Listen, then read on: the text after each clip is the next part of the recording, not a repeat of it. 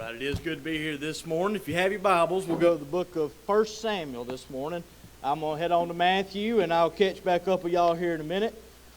We'll read a couple verses out of Matthew, and then we'll catch up there in 1 Samuel chapter 16 this morning. As we continue to preach through this, like I said, we're into those characters everybody knows a little bit about now. Next week, Lord willing, will be King David, and it's going to be a little hard to fit King David in one Sunday and get much of anything that he's done in his life. So we'll see what the Lord has to do with us there on next Sunday, Lord willing. But today I want to look at his daddy by the name of Jesse. So in Matthew, let me just read it here and I'll catch y'all up in a moment. The book of the generation of Jesus Christ, the son of David, the son of Abraham. Abraham begat Isaac, and Isaac begat Jacob, and Jacob begat Judas and his brethren, and Judas begat Perez and Zara of Thamar, and Perez begat Esrom, and Esrom begat Aram, and Aram begat Aminadab, and Aminadab begat Nahasson, and Nahasson begat Simon, and Salmon, and Salmon begat Booz of Rechab, and Booz begat Obed of Ruth, and Obed begat Jesse. And Jesse begat David the king, and David the king begat Solomon of her that had been the wife of Urias. So we'll catch up here in verse 5 with Obed begat Jesse. Obed begat Jesse. And then, of course, y'all are all the way over there in 1 Samuel chapter number 16, which is where we'll find Jesse come on the scene. As I was studying and looking at this individual by the name of Jesse, I really wanted to learn something new about him. I really wanted to find something out about Jesse that I just did not know as of yet. That's what I love when it comes to studying these he begat portions of Scripture, is to dig and to find something that I haven't known before, because I love learning new things. If we're going to sit here, we're going to go over the same thing over and over again. I particularly don't really care to do that. When I was in college, if it was a teacher that would teach the same thing over and over again, I would use my skips on that class. I'm not advocating for that for any of you kids that are in school or going to go to college. Go to class, don't skip. But there were some of them that I didn't go to because I was tired of learning the same thing over and over again. So I don't want to bore anybody this morning as we look at Jesse, but I do believe there's some things the Lord has showed me here that have helped me and kind of taught me some things, not just about Jesse's son David, but Jesse as the man. So as I've titled this morning is, what is Jesse known for? Every single one of y'all, as soon as I said Jesse, everybody's mind went to who? David. Jesse, the father of David. That's all we know about Jesse. That's all we know about his contribution, so to speak, is just that he is the father of David. That seems to be the only thing that anybody knows about Jesse. But I want to learn more about him. So as I've studied, I've noticed about three things here that have really popped out in the text about this individual by the name of Jesse. You'll find the first thing here as we begin to read 1 Samuel chapter 16 is just his obedience. Jesse was a man of obedience. So verse number 1, the Lord said unto Samuel. Now Samuel at the time, he was a priest, and he's kind of turned to a judge/prophet, okay? He's not one of those individuals that just has one office. He's kind of filling in a lot of things right now. He is in the role of a judge or a prophet as well as a priest. He's got a lot of hats, so to speak, that he's wearing. But he is the one that has been hand in hand with Saul since the beginning. He is the one that has gone and gotten Saul and anointed Saul and helped Saul get set up. He's the same one that Saul went and he was upset with Samuel. And if y'all remember the text, he reached out and he grabbed a hold of Samuel's holy garments there and he ripped part of it off. And the Lord spoke unto Saul and said, as you have torn this garment, so have I rent the kingdom from your family's hands. So Saul, we know, is no longer going to be king. His children are not going to be king. The Lord has taken the kingdom from him, and Samuel has played a vital role in all of that. But the Lord stated unto Samuel, how long wilt thou mourn for Saul? Because he knows Samuel is upset about what has happened to Saul. He has been Saul's buddy this whole time. He has almost borderline raised Saul, so to speak, when it comes to the things of the kingdom. He is the one who has been in conversations with God and then in conversations with Saul. He has worked hand in hand with him this whole time, and now he knows that Saul's reign is coming to an end. So he begins to mourn for Saul. And the Lord's saying, how long are you going to mourn for Saul, seeing I have rejected him from reigning over Israel?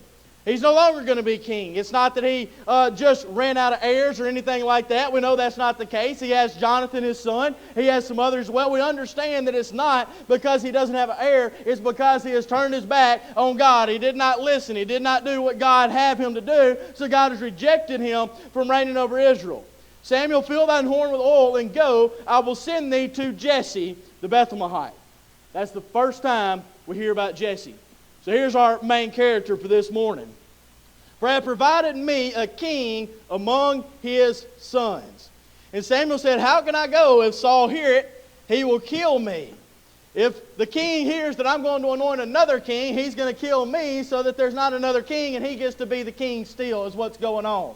He's saying I can't let Saul know because he's going to take care of this before it gets off the ground. He will not allow David or whoever the king, because he doesn't know his name at the time, he was not going to let this go unanswered. He will kill me before this takes place. And the Lord said, take an heifer with thee and say, I am come to sacrifice to the Lord. And call Jesse to the sacrifice. And I will show thee what thou shalt do, and thou shalt anoint unto me him who I name unto thee. Here's the obedience of Jesse coming in, and I'm going to paint you a picture here in a moment. But Jesse we know nothing about. We don't know anything about him. We don't know if he's a man necessarily of great wealth. We don't know if he's of great significance. We don't know really anything about Jesse. And now Samuel, who is, for lack of a better term, is almost like the vice president to help you get it in your mind to understand it. He's kind of the right-hand man to Saul. He's helping learn and teach all of these things. He's helping to take care of the kingdom. And now he's going to come out of nowhere and visit Jesse. All right, he is coming to call Jesse to the sacrifice. And Samuel did that which the Lord spake in verse 4, and came to Bethlehem. Pay attention here. And the elders of the town trembled at his coming, and said, comest thou peaceably? So let me help you get what's going on here in the text. What's so significant about the obedience of Jesse is that the circumstances here are not normal. What is going on is not normal at all. This makes no sense to anybody looking at it on the side. Even the elders of the town, when they see Samuel coming, their mind immediately jumps to the fact that something is wrong. Something is not right. Somebody is in trouble. The hammer is about to drop here in the text. They are worried about what's going on. They ask him, are you come peaceably? Are you coming because of peace? Or are you coming because something is wrong here? So that's the elders of the town who have some sort of reason to be talking to somebody like Samuel or to the king, because they are in a position of authority. But what about Jesse? He's a nobody. And Samuel is coming to talk specifically to him. How would you feel this morning if J.D. Vance strolled through the back doors and called you by name and said, I need to meet with you? Every one of us would be like, what did I do wrong? It's about like when you're at school and they call you to the principal's office. Or when we were praying Wednesday night to school, they called Miss Sheena. They said, everybody can go but Miss Sheena. You need to come to the principal's office. And it was me and the other two pastors standing up there, and she thought they was kidding with her. She started going, and she walked back, and they said, no, we're being serious. Didn't know what she had done, and she didn't do anything wrong. We just wanted to talk to her about the FCA at the school and who to contact. But it's that same idea. It's the same idea of when you're driving down the road and you've done absolutely nothing wrong, and the cop pulls in behind you. You automatically think to yourself, what have I done wrong? Let me make sure, is my driver's license still good or is it expired? Is my tag still good? Do my brake lights work? Do I have my seatbelt on? Am I speeding? Am I getting all over the place? Because we're worried about what is going wrong. Everything is jumped in our mind to where something is wrong. And in that situation there, if somebody came and called on you like that, a lot of people have one of two options. You can either go see them or you can get scared. You can get scared real quick and you can act like you're not there.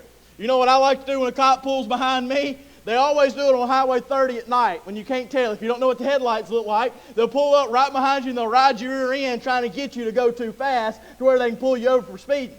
So I do reverse psychology. I go from 55 to 35 and I make them wait behind me because I ain't got nowhere to be that time. So they'll sit there and they'll ride them curvy roads at 30 with nowhere to pass, and by the time I get to town, they whip around me just as quick as they can. But we have different ways that we can approach that. So Jesse has gotten this call out of nowhere that Samuel, this man of prestige, this man of power, so to speak, this somebody that's elevated way up here, wants to talk to lowly old him, wants to call him to a sacrifice with no reason whatsoever. It's like getting invited to J.D. Vance's birthday party. Why? Well, it wouldn't make sense to any of us. It would make no sense to us. It is an unexpected thing, but even though it was unexpected, it didn't make sense. Even the elders themselves of the town trembled because they were worried about what it meant. Even though there was fear, there was confusion, it didn't make sense to him. He still is going to go there to the sacrifice. Verse 5, and he said, peaceably, I am come to sacrifice unto the Lord. Sanctify yourselves and come with me to the sacrifice. And he sanctified Jesse and his sons and called them to the sacrifice. Despite all of this going on that doesn't make any sense, Jesse still came to the sacrifice. His sons came regardless because they were called. I find it very helpful in my life when God calls and tells me to do something to just go. Just go. It's not going to make sense to me. It might not make sense to a lot of other people, but if the Lord is in it, I want to be a part of it. It's like my papa used to always say. When I was still in college, I had Tuesdays and Thursdays off from class, and he was off on Thursdays. That became Papaw Day, and he would want to go fishing at Sardis Lake. And I'm talking August, September, hottest time of the year. Papaw wants to leave the house at 9 a.m. To all you fishermen out there, you already know what's wrong with that. You ain't catching nothing when it's the hot part of the day. So we're leaving at 9 a.m., which translates to we get in the truck at 9 a.m., and then we go real slow, and we go and we stop at the gas station, and we get Bates, and we get his Country Time lemonade that he's got to have, and we get his payday candy bar, and then we finally get to the boat ramp, and we finally get in, and we putt around and finally find somewhere to get, and we put a line in the water at about 11 o'clock when ain't nobody catching nothing. And I've told him before, Papa, if you really want to go and catch something, let's go in the evening time or let's go in the mornings. He'll say, well, the way I see it, I'm just going to sit on the couch during the middle of the day, and I know I can't catch them sitting on the couch. That's a fair assumption. It's a fair assumption. You're not going to catch them sitting on the couch. You might not catch many during the middle of the day, but as long as that hook's in the water, there's always a chance that something's going to bite it. I believe that's what's going on here in the text. Jesse here, he doesn't know exactly what's going on, but he's been invited to go somewhere. The Lord has told Samuel to call him to the sacrifice, and no matter what they think is going to happen out of the end of it, he's just going to go and give it the chance that something might happen. Even on the worst fishing days, you have a better chance if your hook is in the water. It doesn't matter to me if I don't feel good or if it's just a short prayer service. If there's a chance that the Lord is going to do something in the house of God, I want to be in the house of God. I want to be a part of it when there's a chance that He is going to show up. I was thinking back when I was at Locust Grove. I remember one Wednesday night. A lot of people, they think Wednesday night, midweek service, just prayer meeting. I'm going to lay up, I'm going to stay at the house. But we went to church, and our goal every time the doors were open was to have church. I don't want to go through the motions. That wasn't my thoughts on services there, and it's not my goal here to just go through the motions at any time. But I remember on a Wednesday night as we split those kids off, and I was preaching over in the old sanctuary, and Brother Doug and them was having church in the big sanctuary, the old sanctuary for the older folks, what we always call it, joking around. But he was in there with the adults, and I remember we had a good service on that Wednesday night, and I got done like 7:50, 7:55. Don't hold your breath. I'm not saying I'm going to do it this morning. Some of y'all got excited when I started talking about ending at 7:50, 7:55. No, but I did that Wednesday night, and we were still sitting there. And at the end, the kids like to play Bible trivia. So I would begin to ask them questions, and they would give me answers. And I'd make them look it up in their Bible and play a part in all of that. And we'd race the Scripture. We'd do all these things. But I'll never forget, one of the fellas, Brother J.C. Baker, he come in, he nearly knocked the door down the old sanctuary. He said, hey, it's getting on over there if y'all want to come. This isn't like 8:10. I'm wondering why none of the parents come and get their kids yet. He said, it's getting on over there if y'all want to be a part of it. I said, oh, yeah, I do. If God's meeting somewhere, I want to be there. So we lined them kids up, and I told them, y'all better not make a sound as we go down that hallway. And we slipped in the back row of that church, and old Todd Grant was sitting down there on the front right where he normally sits, and he was standing up, and he was sweating, and he was spitting and screaming and testifying and bragging on God, and the Spirit of the Lord was just meeting, and it was just going across the people there in the service, and we stayed that night till nearly 9 o'clock, just worshiping God and singing and praying and praising Him and doing all of the things that we could on a service that a lot of people thought probably wasn't going to have nothing like that happen. I've learned that when I don't think it's going to work out, a lot of times that's when the Lord does make it work out just to show that He can. So I'm not going to sit here and say that Jesse here did it just straight out of obedience, but he knew that if there was a chance that something was going to happen here, that Samuel was going to need him for something, the Lord was going to need him for something, that he was going to be there and he was going to be ready for whatever that something might be. I want to be ready for whatever that something might be. So in despite of it not being normal, Jesse still came. And I began to think here, if they wouldn't have come to the sacrifice that they were invited to, what would they have missed out on? What would they have missed out on? You'll find it there in the text, verse number 5. Samuel's talking to the elders. He says, peaceably, I come to sacrifice unto the Lord. Pay attention to this. Sanctify yourselves and come with me to the sacrifice. And then the next line, and he sanctified Jesse and his sons. All the elders of the town, he didn't give them the honor and the glory of being sanctified by the right hand of the king. That was held back for Jesse and his sons. If they wouldn't have gone to the sacrifice, if they wouldn't have gone to be a part of it, they wouldn't have been sanctified there by Samuel. They wouldn't have been able to do that sort of thing. They wouldn't have had that story to tell and that blessing in their life to be sanctified by Samuel himself. And of course, we know what else is about to come out of this meeting as well. But you don't know what you're going to miss if you're not there for the opportunity. You don't have a clue what you might miss by not being there. The elders were told to do it themselves, but Samuel did it for Jesse and his sons. And then you'll find here that he's going to begin to call his sons one after the other. Verse number 6, and it came to pass when they were come that he looked on Eliab and said, surely the Lord's anointed is before me.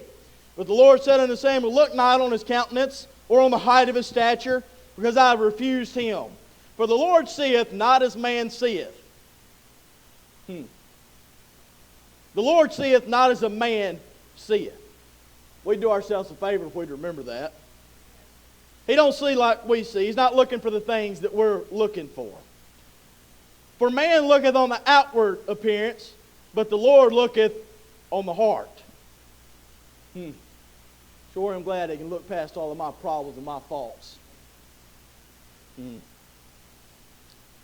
Y'all ever heard that song, On the Far Side? If you haven't, look it up. Some of the girls at Locust Grove sing it. And there's a part in that song where it says, I'm trading this, talking about everything that's happening here, for that, and trading it for heaven. And I can't help but think every single time about what a trade that is. To trade this old rotten, sinful flesh in the world that we live in for a glorified body in eternity in heaven. What a trade. What a wonderful trade. I sure am glad that he's not looking on me as other man does or other people do, but he's looking in my heart, not just on the outside. Then Jesse called Abinadab and made him pass before Samuel, and he said, neither hath the Lord chosen this. Then Jesse made Shammah to pass by, and he said, neither hath the Lord chosen this. And again, Jesse made 7 of his sons to pass before Samuel. And Samuel said unto Jesse, the Lord hath not chosen these. You think about this here. Jesse's never met Samuel. Samuel's never met Jesse.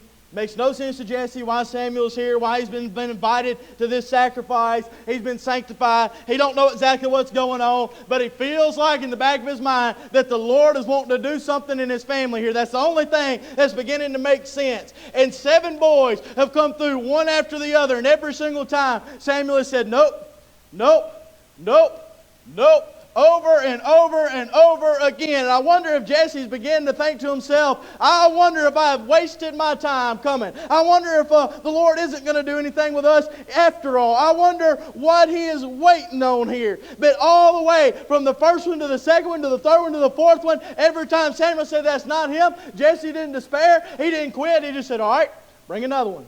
All right, bring another one. Bring another one. Bring another one. I wonder how many of us can do that in our life when we feel like we really need a touch from God and we really need him to help us out on something because we feel like we're far and away from him. And every time we pray out and we ask the Lord for help in our life, it doesn't come. Then we pray again. It doesn't come. We pray again.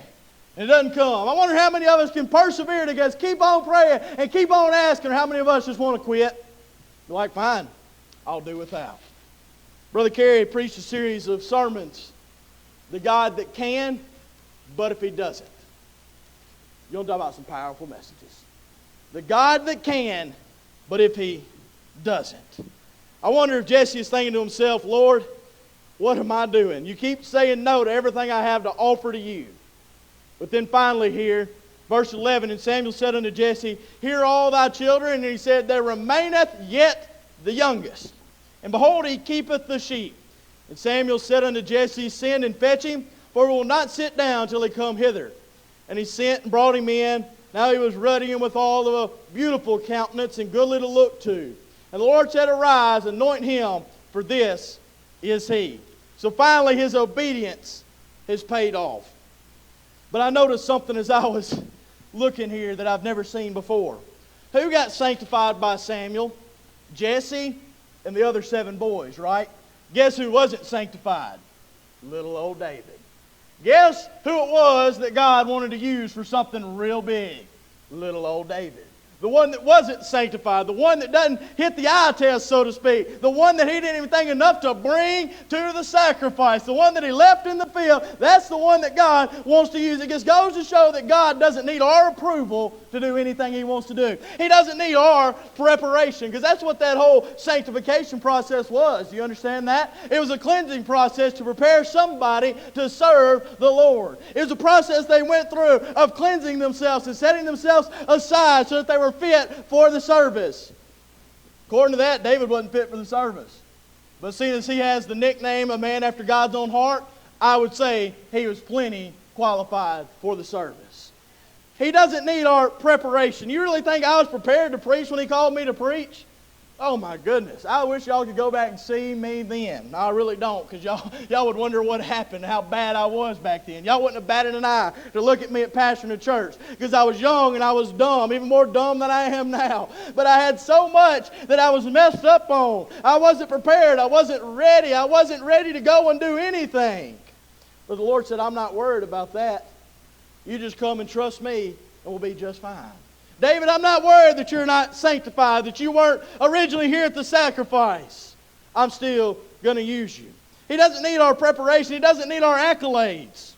I don't have some great pedigree of preachers. To my knowledge, I'm the only preacher in my family. The only one that I know of. I don't know of a single other preacher in my entire family. It's not that I have some great pedigree to preach. It's that the Lord has called me to preach. But he doesn't need our permission. Without any of this, God still chose David. And I began to think on that. It might be that God chose him unprepared and untrained because God wanted to do the training right. You ever thought about that? God didn't have to undo any bad habits before he could use him. I began to think when I was playing baseball. I saw Jake earlier. I don't know where he's at now, but I was going to pick on him. When you have bad mechanics pitching, I've never seen him pitch, I don't even know if he pitches, but if you have bad mechanics pitching, the first thing that coach is going to do, he's going to look at you and he's going to say, forget everything you thought you knew about pitching, now you're going to learn it right. Because I got to undo all that you had wrong to teach you how to do it right. The Lord has taken a lot of thoughts that I had in my mind, a lot of things that I wanted to do and ways that I wanted to lead things, and the Lord has taken that out and he's flushed it out of my mind and he's changed what he would have me to do. He's done that for you too, has he not? When you were saved by the grace of God, you had things that you wanted, things that you enjoyed, and if you look up now, I'd venture to say you don't have many of those anymore. The Lord's probably took a lot of them.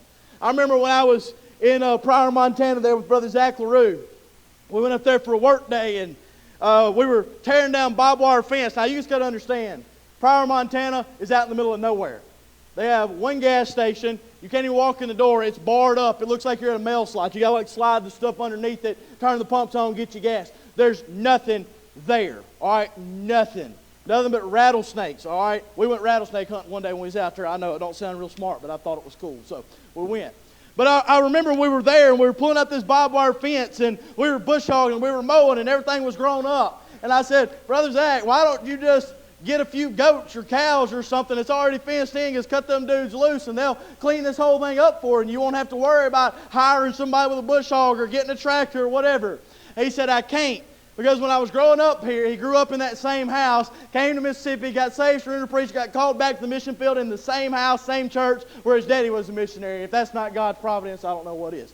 But he said, while I was growing up here, I worked with a rancher, and I loved it. He said, I would ranch all day long. I would miss church. I wouldn't study. I wouldn't pray. I wouldn't do none of this. And I knew it was going to get between me and God and what He wanted to do with me. So I prayed that God would make me hate it.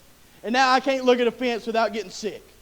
He said, so I've got to pull these fences up because I can't look at them no more because I can't love it like I did and still love God. It's amazing what God does. The things that we thought we wanted, the things that we thought we had to have, the things we thought we loved. He changes our desires to make us love Him instead. But let me get on here to the patience, and then I'm quickly going to get to the last one, and that's going to be it this morning. But not only did Jesse have a whole lot of obedience in this whole process to go along with it, even though it didn't make sense to him. He was just trusting and just following and just going the way that he was told to go. But I believe he had a lot of patience as well. You see, his son is appointed right here as king. Okay? It's fixing to happen. They call David in, and the Lord looks at him. In verse 13, Samuel took the horn of oil and anointed him in the midst of his brethren. And the Spirit of the Lord came upon David. From that day forward, Samuel rose up and went to Ramah. David's king. David has been anointed king. It's a done deal. In the eyes of God, the Spirit has left Saul. You'll find in verse 14. The Spirit of God has left Saul, has gone and sat down on top of David. David is, for all intents and purposes, king here. But he don't get to be king for over a decade. He don't get to be king for over a decade. You'll know about the patience of Jesse here. He sees his son here anointed as king. He sees the Spirit of the Lord resting on David. And then what happens next? David has to go and serve Saul. That's what's going to happen. Well, this evil spirit that rests on top of Saul there, when the Lord took his spirit off of him, an evil spirit from the Lord, it tells him there, an evil spirit from the Lord troubled him. Verse 14, they went and they decided they were going to do something to try to help Saul out. Y'all remember the story. I don't want to preach it this morning. But Saul would get into these fits of rage, and the only thing that would calm him down, it was somebody would come in and play. Somebody that could play well. Verse 17, Saul said unto his servants, provide me now a man that can play well and bring him to me. One says, I know the son of Jesse is cunning in playing. You know the story. They go and they get David, bring him to Saul, and every time that spirit begins to vex King Saul, David would play that harp, and that evil spirit would depart, and Saul would get back in his right mind. But David's king, and he's still serving Saul. David's king, and he still has been taken from his daddy's house. You see, they said there that they know a son of Jesse in verse 18. So they send unto Jesse. Verse 19, Saul sent messengers unto Jesse and said, send me David thy son, which is with the sheep. I don't see anywhere in there where Jesse said, you ain't king no more. And that ain't just David, that's King David. In the eyes of God, David was king. But Jesse never said that. He just said, okay. So David loaded up and he went and began to serve Saul. You see, everything that's fixing to happen here in the life of David, you've got to remember that he is king. But he ain't acting like a king. You see, Jesse had to watch his son go and play for Saul. He had to send his sons to go and fight for King Saul, that's not even king anymore, against Goliath. Then he has to send David to take food to his brothers because they still haven't won the battle that's been lasting for 40 days. Then he has to watch David go and fight Goliath because Saul the king wouldn't do what he was supposed to do. That was Saul's battle, by the way. I haven't preached David and Goliath here. But he was a man that stood head and shoulders above everybody else. He is the king of the armies of Israel. That was his battle. He should have been the champion, but he didn't go and do it. So David had to go and do it. But then he had to watch David go and fight all these battles only to be hated by Saul. Had to watch Saul throw javelins at his boy. Had to watch Saul chase rightful King David out of the kingdom until he was hiding out in caves and with bandits and everything else. That's what's happening to King David when he's supposed to be king. Have you ever thought about what Jesse was doing back home? How would you as a parent think? My boy ain't done nothing wrong. My boy's just there to help. My boy is serving you faithfully. My boy has done everything you've asked him to do. He's won you battle after battle after battle. He has been obedient to you. He's done everything he was supposed to do. And all you have done is try to kill him and then thrown him out of the kingdom and chased him all over the countryside. But not one single time do we ever hear Jesse stand up to anybody and say, well, David's king. My boy's king. Y'all turn your back on Saul. Y'all leave Saul. Just worse to just go and just follow David. He's the king now anyway. You don't hear him doing that anywhere in the text. You know why? Patience. Patience. He had enough patience about him to let the Lord fix that problem instead of him doing it himself. And I've learned God can fix those problems a whole lot better than any of us can. Everything that's going on since David has been anointed king for the next 10 plus years, he's having to serve Saul even though David's the rightful king. Patience. But not only do we see his obedience and his patience, and I'm about to bring it all together for you here in a minute, but we see what really made Jesse known was what he gave. What made Jesse known ultimately was his son David. Time and time again we see Jesse known as simply the father of David, or David the son of Jesse. Verse 18 says, a son of Jesse. It seems like every time we see the name of Jesse, it's in relation to his son David. We don't know much about Jesse at all. The Bible doesn't even record his death. Doesn't even tell us when he died. So is Jesse really anything without David being his son? I wonder this. If David had been born to anybody else, would we even know Jesse's name? You ever thought about that? Would we even know the first thing that Jesse did if David had been born to somebody else? But now let me ask you this. I'm going to bring your kicker in right here. If David had been born to anybody else, would he have turned out like this? If he had been born to anybody else, do you think David would have turned out to be the man after God's own heart? You see, what made Jesse so well known was not simply that his son was David, but it was how David turned out. Let me prove it to you. You'll find the strength of David came from Jesse. What did he say when he went to fight Goliath and he goes in before Saul and Saul says, you're but a youth and him a man of war from his youth. There's no way you can stand before him. David says this, 1 Samuel 17:34. David said unto Saul, thy servant kept his father's sheep, and there came a lion and a bear and took a lamb out of the flock. And I went out after him and smote him and delivered it out of his mouth. And when he arose against me, I caught him by his beard and smote him and slew him. Thy servant slew both the lion and the bear, and this uncircumcised Philistine shall be as one of them, seeing it defied the armies of the living God. What was the proof that David could fight Goliath? The strength he found in his father's house. The training that he got from his father Jesse.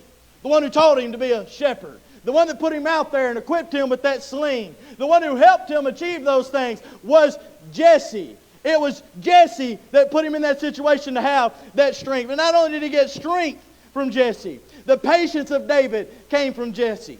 When David had problems, he often waited them out until God solved them, just like Jesse did. For 10 years, Jesse did not do anything to cause David any problems. What do you think would have happened to David if Jesse would have gone around running his mouth saying, well, my son, he's the king.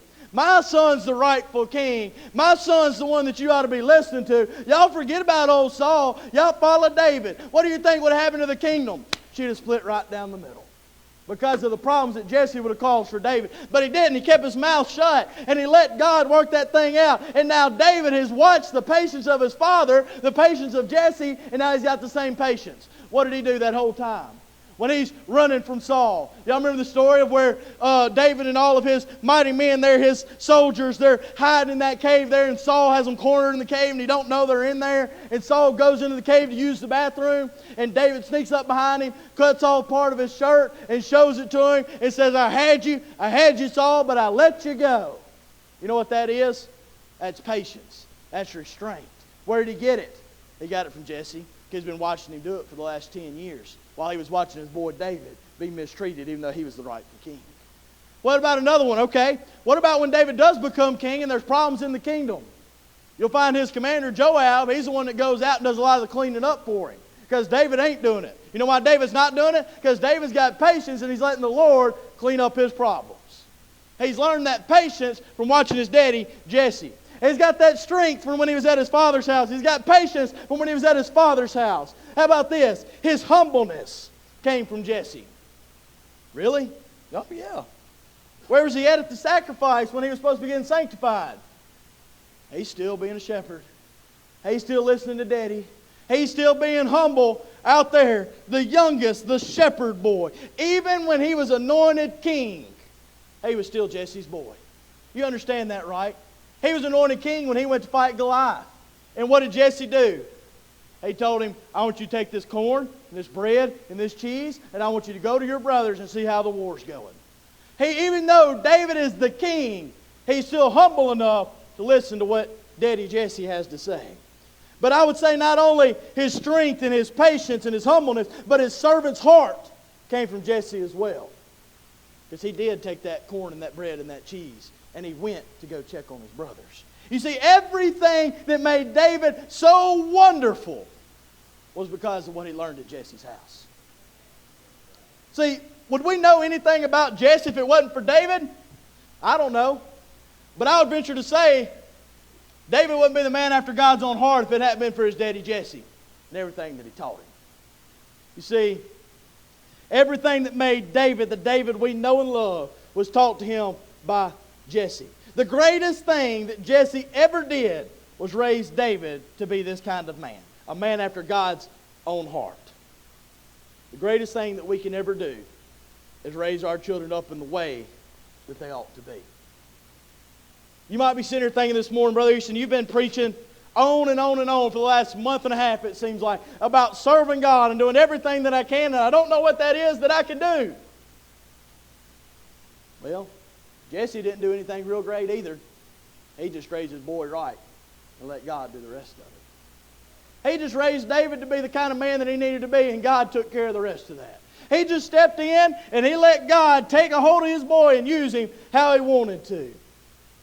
I wonder how many Davids are sitting here this morning. How many Esthers, because she was raised right as well, are sitting here this morning. I wonder how many of these young kids are going on to do great and mighty things if we'll take the time to raise them right. If we'll do everything we can to invest in them just like Jesse did with David. How do I do it? Teach them to love the Lord. Teach them to be humble. Make them serve. Make them patient. I thought about this the other day as I've been praying about our youth group and growing it and looking for a youth pastor and all these things. They're still on my heart, still on my mind. I'm burdened about it. But I'm praying and I'm seeking and want what the Lord wants for us to do here. And I just keep coming back to this thought. Our youth group will be as good as the youth group parents want it to be. Because realistically, here's the deal. Your kids are in the youth from 7th, 6th grade all the way up until they're senior in high school, right? Most of them are only going to be able to drive for 2 years of that. So more than half of the time that they're in the youth group, it's dependent on you. It's dependent on the parents. It's dependent on what they'd have for us to do. You want to know why other churches have great youth groups? Because their parents make them be a part of it. You want to know why David was the great king that he was and why he learned all that he learned? Because Jesse made him go be a shepherd. Because Jesse made him go and be humble. And Jesse made him go and be a servant. Because Jesse made him go and do some things. You got to make them be at VBS. Make them sing in the choir. Make them come to Sunday school. Make them come to the youth nights. Make them participate. Because at the end of the day, this church will be whatever we want it to be depending on what we make people do to be a part of it. Think about this. Sue has got a list of quotes in the back of her Bible. Most of them are Brother Doug's quotes. I don't have many of them on there, but I gave her this that I thought about this morning. And she said, that's good. I'm going to write that in my Bible right now, so I have made the cut. So at least she likes the quote. Think about this. David did not rule Jesse's house even after he was anointed king. Don't let your kids rule yours now. You don't know what's wrong with a lot of churches and families in this day and time? Their kids are picking the church they go to. The kids are picking the school. The kids are picking where they go out to eat. The kids are picking everything. I love kids, don't get me wrong. I mean, my kid was up here. I had to hold her the whole time we were singing. I'm not saying be a dictator and don't let them have anything. But at the end of the day, there's some decisions that parents have got to make. There's some decisions that you can't leave for your kids. If Jesse didn't let David rule the house even though he was anointed king, why do we let our kids rule our houses now? If we want this place to be great, these kids are a key component of what's going on around here. We started a youth choir, and I'm done, Miss Cheryl, if you want to come on. We started a youth choir at Locust Grove every single Sunday night. And we had 10, 12 of them get up there that first Sunday night. And then I won't ever forget, I looked out there in the pews, There's some kids that ought to be coming and singing in the choir. And their parents looked at them and said, do you want to come? And I saw them shaking their heads no. You know why the youth choir wasn't growing? Because the parents wasn't making their kids go sing in the choir. You got to make them go. You got to make them be a part of it. I know every one of us have had kids wake up in the morning this past week when it was school time. And they say, I don't want to go to school. I want to stay home. It's summertime. And we told them to go get in the vehicle and go to school. Right? That's what my parents did to me, kicking and screaming. There were some things that we couldn't let our kids make the choice about. There are a lot of things I didn't get to be the boss of around there. Dad used to always tell me all the time. He would say something and I would throw my 2 cents in and he'd say, how old are you? And I'd say, 12 or however old I was. He'd say, you got to be at least 13 for your opinion to matter. And then I'd turn 13 and I was so excited. I'd say, Daddy, I'm 13 now. My opinion matters. He goes, oh, it's 14 now. And he just kept adding on to it and adding on to it and adding on to it. You know why? Because he was Daddy. Because he was the one ruling the house. He was the one telling us what we're going to do. We're doing everything we can to train our kids to be the kind of people we want them to be. Jesse did everything he could to train David to be the man that he wanted him to be. But what do you think would have happened if when Jesse looked at David and he said, David, get out there and go take care of them sheep. And David said, I just don't feel like it today. He might not have killed that lion. He might not have killed that bear. He might not have that confidence to go and fight against Goliath. And he might not have won the hearts of all the people by killing Goliath. And then he might not have had the kingdom. All because he was able to say, no, I don't want to go to the sheepfold today. Y'all ever thought about that? As she plays this morning, let's stand.